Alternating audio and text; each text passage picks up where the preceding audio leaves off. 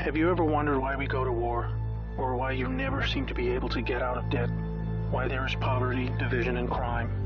What if I told you there was a reason for it all? What if I told you it was done on purpose?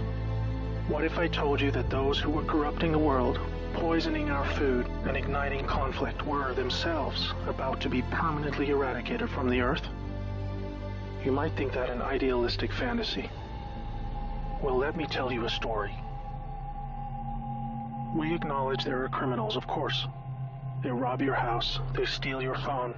They can murder you too if they think they can get away with it. We have all experienced criminals in one way or another. Criminals, as we know, are those who choose personal gain over the rights of others and have no regard for the law. But here is where you need to expand your thinking. Criminals can also succeed in business and politics and can be elected as our leaders. If a criminal became the president, imagine what they could achieve. They could use the full weight of their executive power to commit much larger crimes and ensure they and their friends were enriched to the fullest extent possible. A criminal president could create alliances with other criminal presidents and then collaborate on more global criminal activities.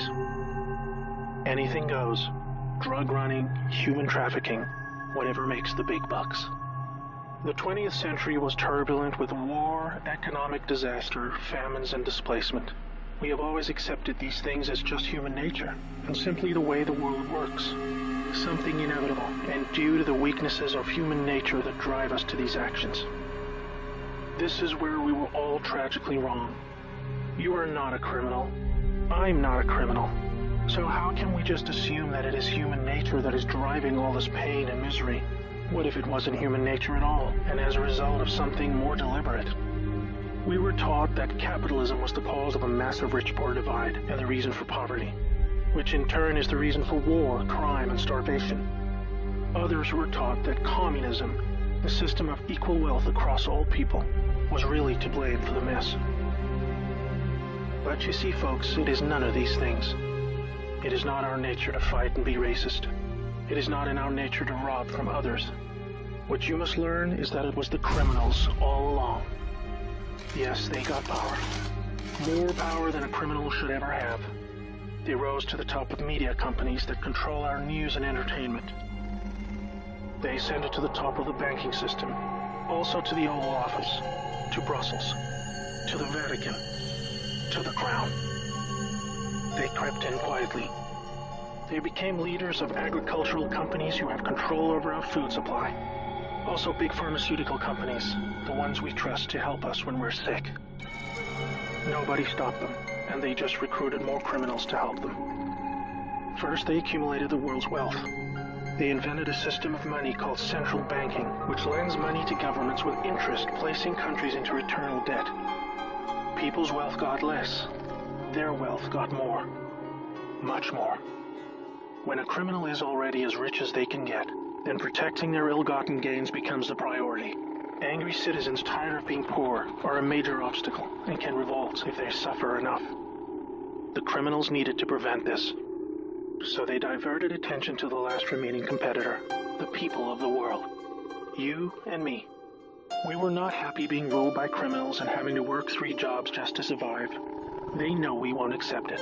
So they use their control of the media to set black against white, woman against man, young against old, Muslim against Christian. They convinced us we were the problem so that we would fight and destroy ourselves.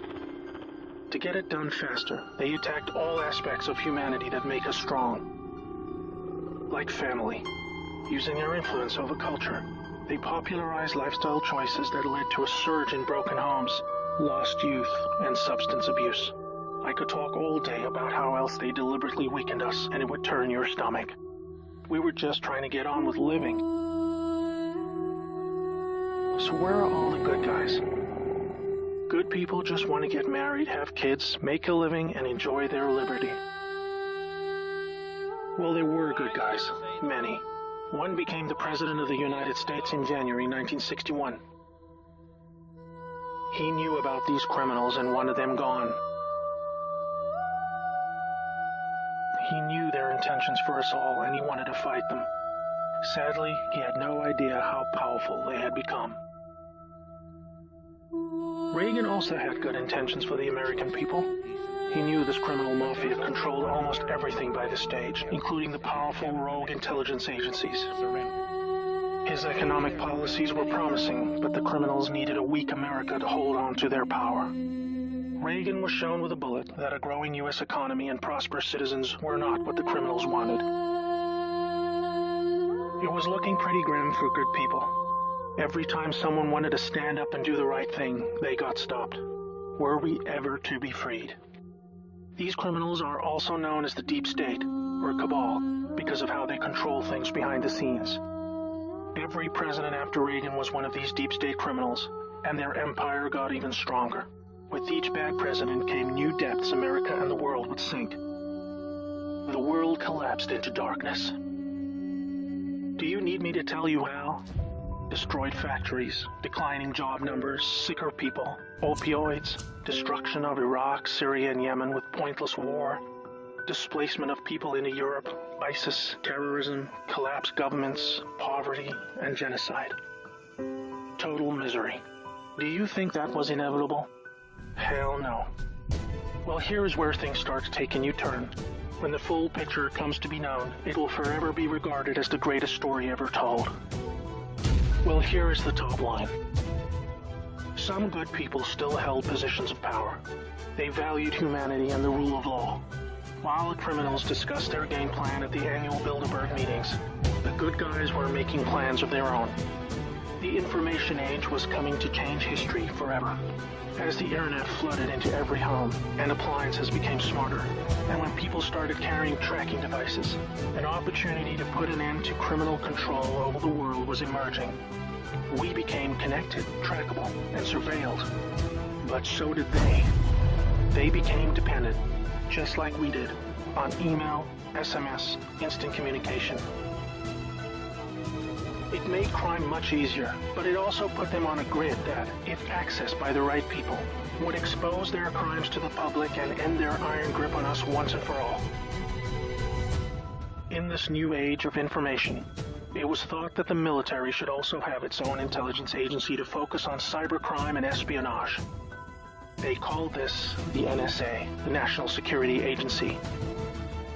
Here we had every phone call, email, and text from every device stored and archived. Whether it be someone making a doctor's appointment, or the Deep State setting up a massive heroin purchase from the Taliban. In the right hands, it would be enough information to expose the entire sinister criminal plot to rob us blind and wipe us out. Hold that thought, now I need to explain the plan. The good guys were devising a plan to reclaim the world from the cabal and return it to the people. It would involve alliances with multiple countries, since the criminals had global rat lines, trade, and other infrastructure in place that would need their cooperation. It came down to two choices for America. Launch a military coup to seize the government from whichever cabal puppet was in the White House at the time. Or win legitimately, take control of the NSA, expose the criminals for what they are, and arrest them all. Obviously, the first option would be very troubling for the public. With people still preoccupied with cabal-engineered social issues, they would likely revolt and hurt themselves and others. No, it would have to be the latter. So they needed a candidate who could win, and who could win big. Many states like California had been so heavily inundated by criminals that even the voting machines were electronically set up to swing votes any which way. It would need to be a very decisive victory. Good patriots in the U.S. military and their global partners asked Trump to run for president so they could take back control of America legitimately without alarming the public. Trump was a good choice, obviously, because he overcame the voter fraud and won. But he was a patriot, and he was loved and admired by the public. He was not interested in joining the cabal, because they hated America and he did not agree with them on that point. As soon as he showed interest in taking power, they activated their media assets to viciously turn on him. That's when we saw the sudden hatred emerge. Even when he won, the cabal still had no idea what he was a part of, and the sophisticated plan that was about to unfold against them. Shocked at their loss, they mobilized their full arsenal of intelligence, media, money, and technology to try and take back power. There are people at the top of the DOJ and FBI then put together a plan to frame Trump and have him impeached. This is where we come back to the NSA again. All messages were stored and could be used to expose this plot and prevent Trump's overthrow. An entire book will be written about the first 2 years of Trump's presidency: false flag terror attacks, downed planes, missile alerts, assassination attempts. Here is the point. The world is currently experiencing a dramatic covert war of biblical proportions. Literally the fight for Earth, between the forces of good and evil. I can't put it in simpler terms, but I can say it appears the good guys are winning. The cabal had complete control over North Korea. They hijacked the Kim dynasty, took them hostage, and worked to build up a nuclear arsenal to threaten the world. Kim Jong-un suddenly embracing peace was simply because the deep state were beaten and driven out. ISIS was also destroyed in the year following Trump's win. We are all starting to see the pattern now, that enough time has passed, that our biggest global concerns are starting to recede, and peace is returning. It is all evidence that the good guys are winning the war. But we're still in the middle. While a lot is improving, it still puzzles many that most of these known criminals are still free, especially the higher-ups like Hillary Clinton, the Bushes, and Obama. That is coming in the next chapter of the story. That's why we have Q. The good guys with control over the NSA began the Q intelligence dissemination program to invoke an online grassroots movement that came to be called the Great Awakening. It started on underground internet channels and then moved to the mainstream. Q has been a fun distraction for those who follow world events and desire truth, but it is about to begin a much more important and necessary phase, keeping the public informed when the deep state war breaks out onto the surface. By this, I mean high-profile arrests. Yes, folks, the criminals I'm referring to are famous politicians, actors, singers, CEOs, and celebrities. People who have earned our trust, respect, and admiration. They have done very bad things that are all fully known and documented, and they will be severely punished. Those of us who have followed Q since the beginning will be here to help you make sense of the coming events. We are among the first to realize that our petty partisan divisions are just trivial distractions, and we are all enslaved by a hidden enemy. We realize that the problem was never capitalism or socialism, Democrat or Republican, black or white, Muslim or Christian. We know it was just very powerful criminals who had too much power. Fellow slaves, it's time to buckle your seatbelt, recognize your true enemy, and embrace a new future that we all owe to the brave patriots who risked their lives to achieve this victory against the greatest force of evil the world has ever known. May God bless America.